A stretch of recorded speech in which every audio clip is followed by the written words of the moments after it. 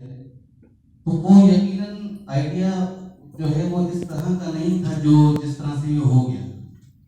और डॉक्टर साहब ने खुद उस तकरीर में कहा था कि जब इन्होंने मुझसे कहा तो मुझे यकीन नहीं था ये होगा। तो इनको तो दूर की बात है, हमें भी यकीन नहीं था कि हम ये कर पाएंगे। तो लेकिन किशोर भाई की सरबराही में ये हिम्मत और हौसला बढ़ाते रहे और हम आगे बढ़ते रहे।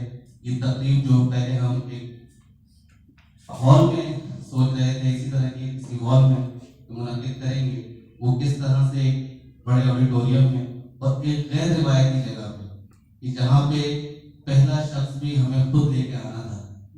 तो ये एक बहुत बड़ा चैलेंज था, लेकिन इसको बस हम आगे बढ़ते रहे और यकीनन जो अभी जिक्र भी हुआ कि साइंटिफिक बुनियादों पे इसको हमने किया।